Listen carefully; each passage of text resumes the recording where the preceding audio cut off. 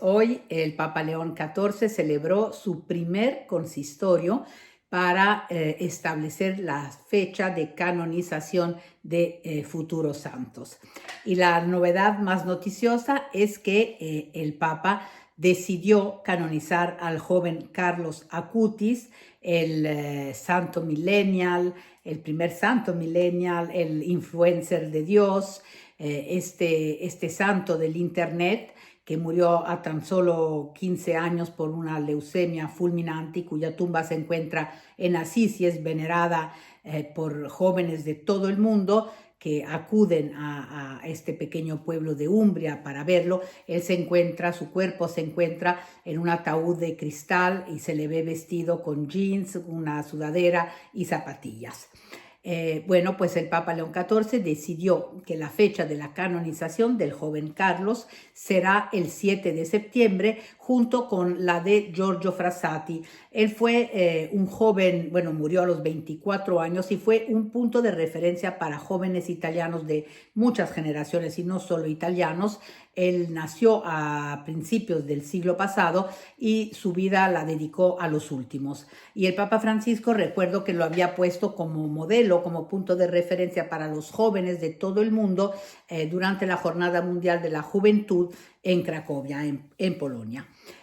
Bueno, la canonización de Carlos Acutis, ustedes lo recordarán, tenía que ser el 27 de abril en coincidencia con el jubileo de los adolescentes. Pero bueno, el Papa Francisco falleció y sus funerales eran justo el 27 de abril. De hecho, en la plaza, lo comentamos en su momento, había muchísimos jóvenes, muchísimos adolescentes que habían venido a Roma justamente para la canonización de Carlos Acutis. Pero bueno, ahora la canonización será el 7 de septiembre. La de Giorgio Frassati iba a ser en agosto, en coincidencia con el jubileo de los jóvenes, pero probablemente para no hacer que demasiada gente llegara en agosto a la ciudad de Roma, ya con el jubileo de los jóvenes va a haber muchísima gente, muchísimos peregrinos jóvenes que vendrán de todas las partes del mundo, pues el Papa prefirió canonizarlos juntos el 7 de septiembre. Bueno, ¿qué es un consistorio? El consistorio es la reunión del Papa con todos los cardenales que se encuentran reunidos en Roma, es en latín y ustedes recordarán, yo creo que el consistorio más famoso fue el del 11 de febrero de 2013, cuando inesperadamente en latín el Papa Benedicto XVI anunció su renuncia. Yo tengo un recuerdo indeleble de esa mañana porque en ese consistorio se iba a dar la fecha de canonización de la Madre Lupita de México, la Madre María Guadalupe García Zavala. Y yo tenía cita a las 12 del día fuera de la sala de prensa, muy cerca de la Plaza de San Pedro, con el postulador de esa causa, Monseñor Óscar Sánchez Barba de Guadalajara. Bueno, resulta que yo llegué, afortunadamente, como siempre llego antes, como al 15 para las 12 o incluso un poquito antes. Ese día era un día festivo en el Vaticano porque el 11 de febrero se recuerda el concordato es decir, el acuerdo entre el Estado italiano y la Santa Sede.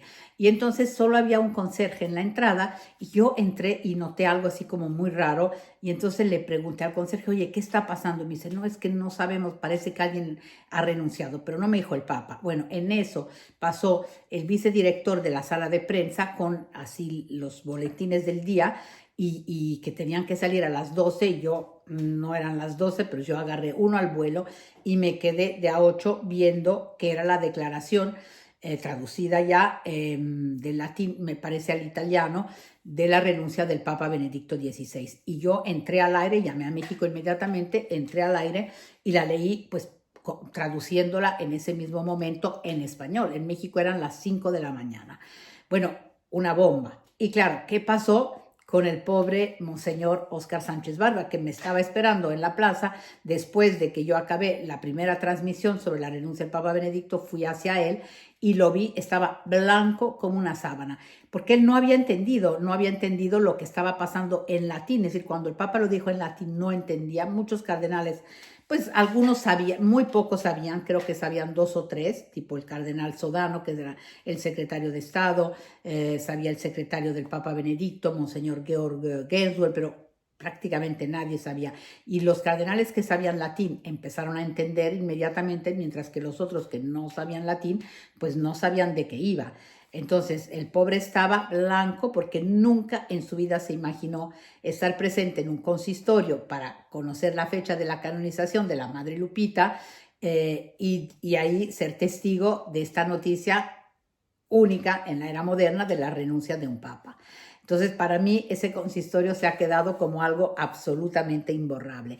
Esta cuestión de los santos, de los beatos, es fascinante. Hay una congregación que se llama justamente para las causas de los santos, que es la que se ocupa de todas estas causas.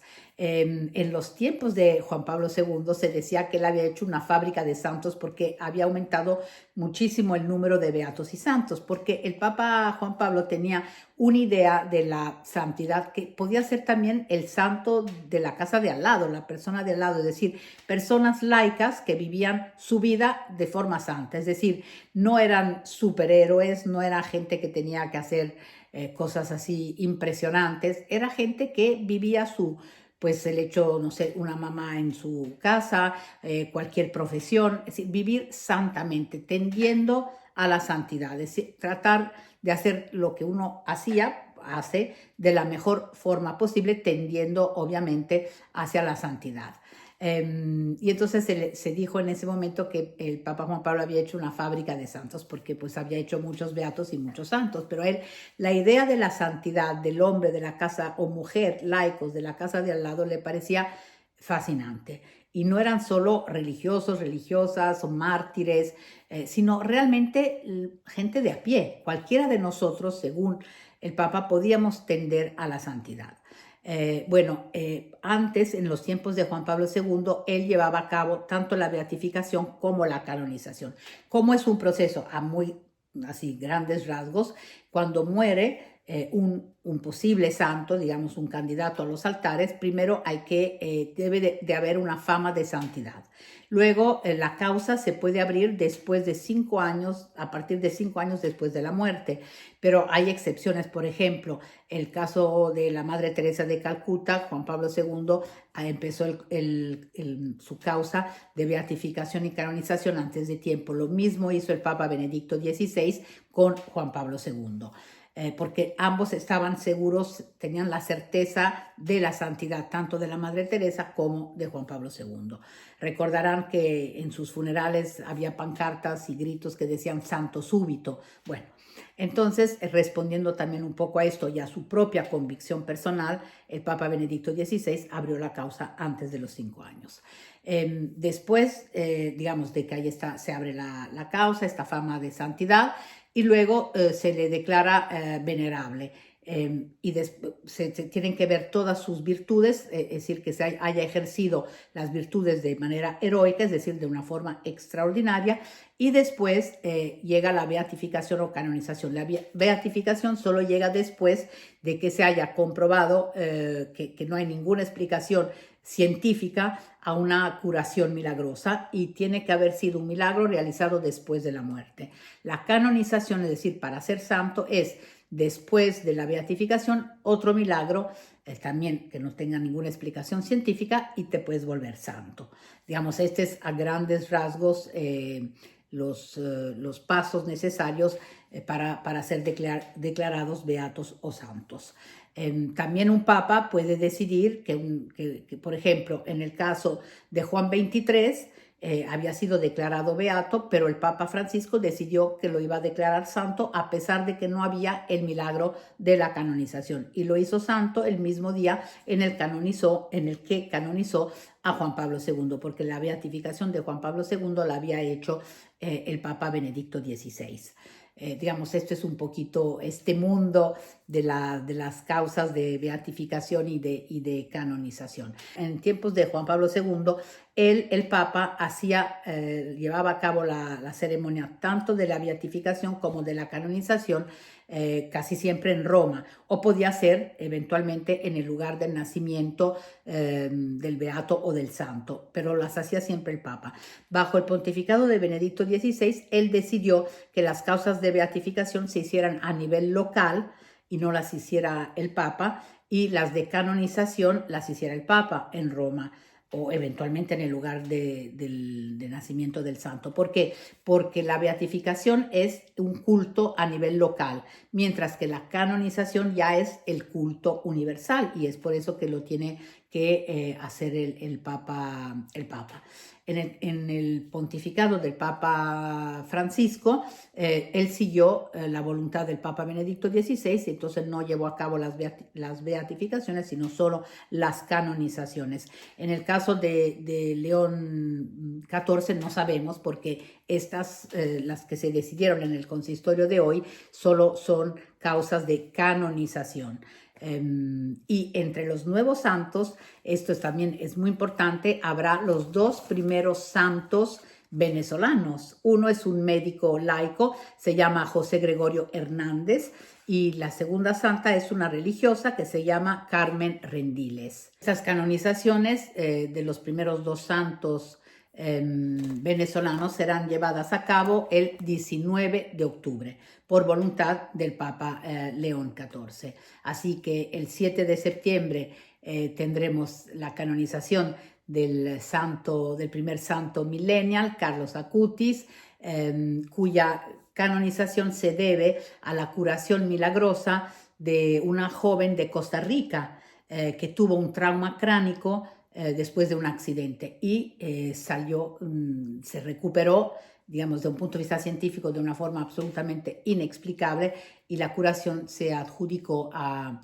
la intercesión que su mamá pidió a Carlos Acutis.